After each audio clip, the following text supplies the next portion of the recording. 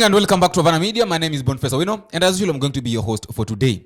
Now, a lot has happened today whereby William Ruto has gone to Kericho where he was rejected by the Gen Zs that are there. That is number one. The second thing that has happened is that Peter Salasya, something that people are really waiting for. Peter Salasya today spoke in Parliament, and we heard him. I heard Peter Salasya one of these days saying that even though I don't normally talk much, even though I might not know a lot of English in Parliament, but this one is going to force us to talk. This one is going to really force me to speak.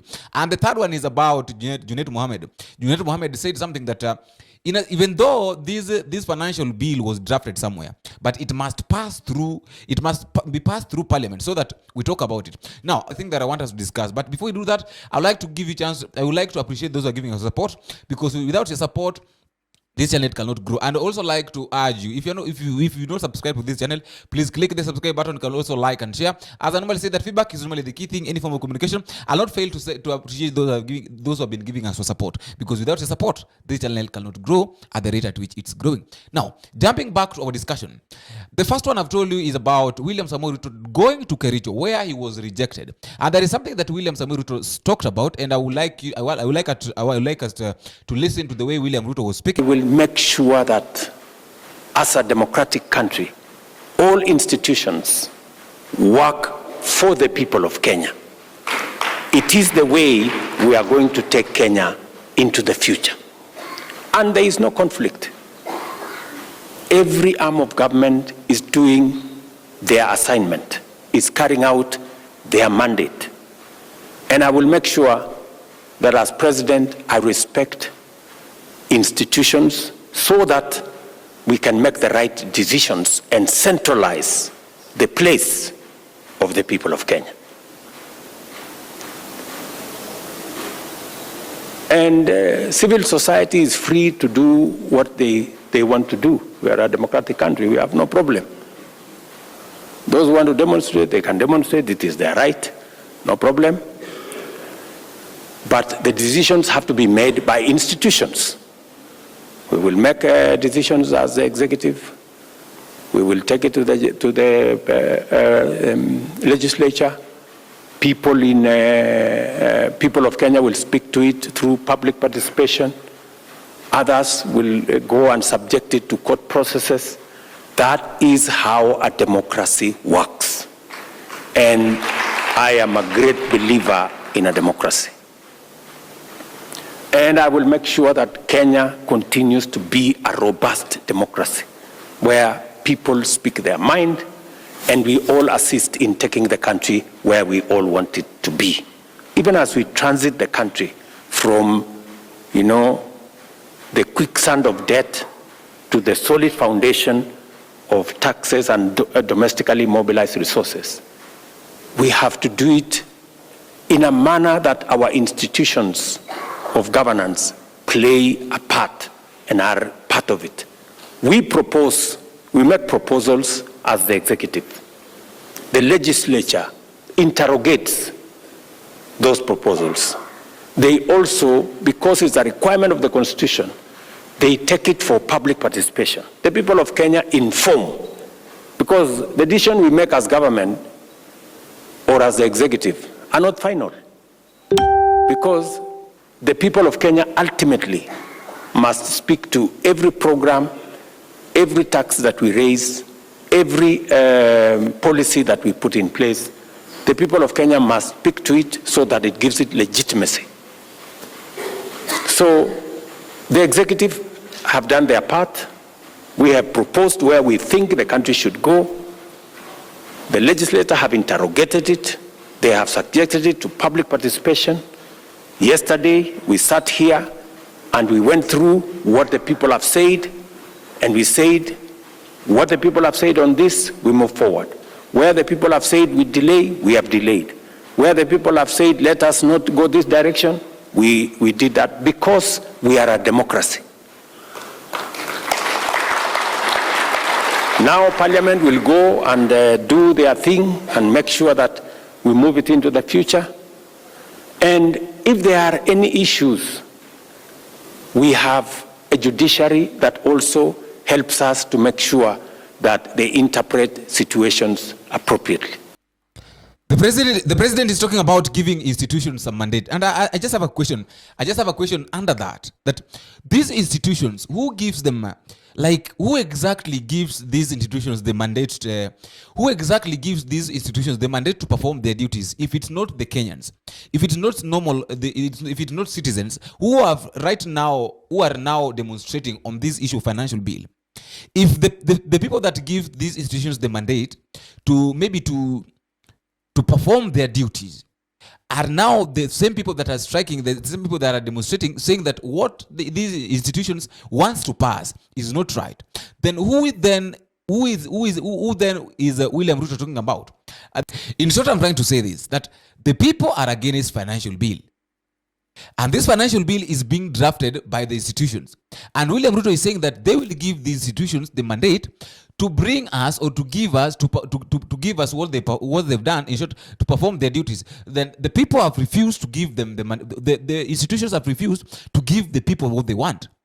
So who will then allow these institutions to give Kenyans what they want if Kenyans themselves have refused with what the institution is giving? That is number one. Another thing is this issue of Peter Salasya. Peter Salasya, this is one of the major things that I think people are waiting for. This is the event, because a lot of people talked about Peter Salasya. What will Peter Salasya do? And Peter Salasya himself confessed that even in as much as he does not even talk much in Parliament, but this time round it will force him to talk. And Peter Salasya today, I've said that we are hooked. I want you to listen to the way Peter Salasya was speaking. Another question that these members of Parliament of Kenya Kwanza are not asking themselves is that the timing of this finance bill is not good, and it's not showing a good picture to this nation. And you have seen the president of Kenya moving all over the world, trying to bring the investors here. But you will realize that whatever is happening in this country is being carried viral to the entire world. Is saying that Kenya is a country that cannot be predicted when it comes in terms of the taxation. Members of Parliament today, as we are here, you have noted that most of the people there, they are not happy. And we are elected by those people to represent them. By coming up and even bringing and even going ahead and bringing more taxation on digital content creators. And that is the only area that most of the young people who does not have the job opportunities, they are lining there. It is very much unfair. I think it is high time that we need to go back to our budget that we made as members of Parliament. You will realize that as members of Parliament, we did not scrutinize when the president said that we should live within our means. Indeed, even the Parliament, and I want to thank the Speaker and even the Clerk of the National Assembly, they made us today, we are not traveling across the world the way we used to go and learn. But today, you see, even the budget of the Parliament is only 400 million and something. But you see the office of the cabinet is about 1 billion plus something. The office of the deputy president, 4 billion. The office of the president, 4 billion. The state house, 7 billion. That is what we say that we should live within our means. Mr. Speaker, I was just trying to highlight some of the things that has created a lot of emotion. And you will realize that the Kenyans, the way this country is being managed, it is being managed something else. Why do you want to play with the minds of Kenyans? Why do you introduce the tax on transportation of sugarcane? Why do you introduce taxation on 16% on bread?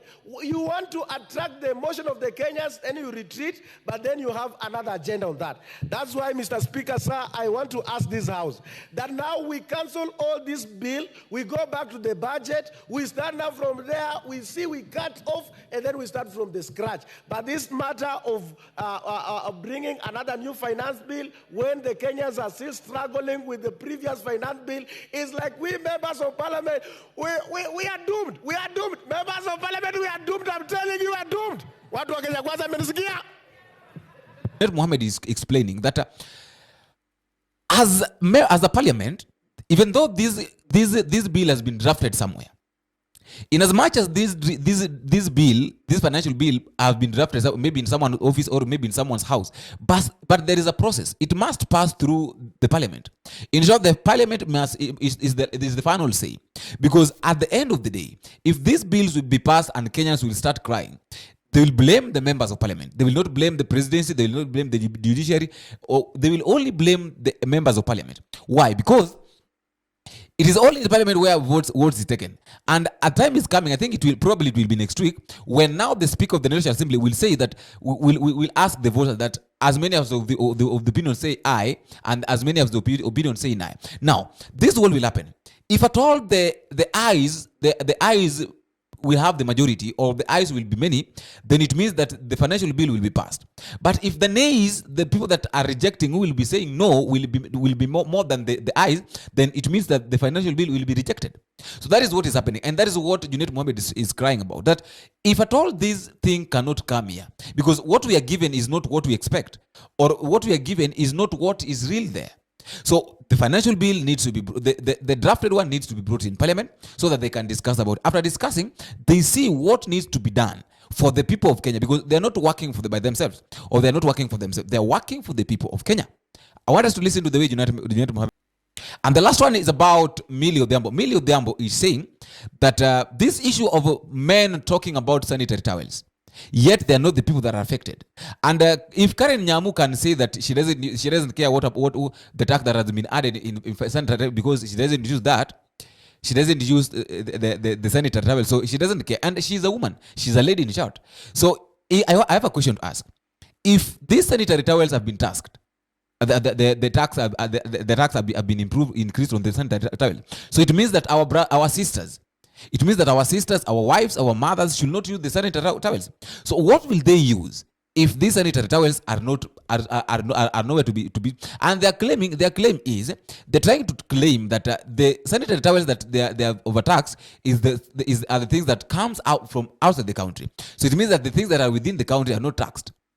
And I want us to listen to the way Millie Odhiambo was saying. And Millie Odhiambo is saying that let men not talk about sanitary because they don't understand anything. And truth be told, men, we don't understand anything about sanitary towels or any other thing.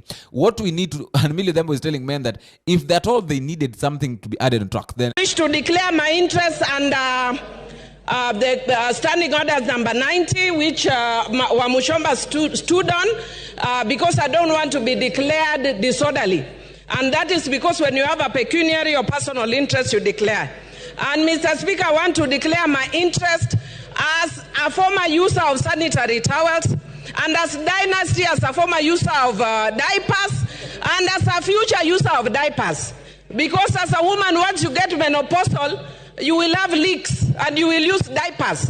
And Mr. Speaker, I want to say, it's not all women, so Rosa should not be worried, but there are women who get leaks. And I want to say that there are people, because we don't want to have shame over menopausal issues, we don't want shame over period. And Mr. Speaker, I am saying this because I've been sitting here today listening patiently to the men talking about sanitary towels that is in the finance bill. And they are speaking with authority. If we wanted to save money the way the finance committee has done, and want to tax anything else, go and tax men innerwears. Go and tax men innerwears. Don't speak on our issues as women. Let us be the one to speak about sanitary towels. We are the ones who know what works for us. So that is all I have for today. I also like to listen to your comment at the comment section. Just as I've said before, if you're meeting for the first time, please don't forget to click the subscribe button. You can also like and share, and please don't forget to tell me you're watching us from. If you're within the country, tell me which country are you watching us from. I mean, if you're outside the country, you can also tell me which country are you watching us from and how these videos are reaching you. And until you meet again, I've been your host, Bonfesa. Bye bye.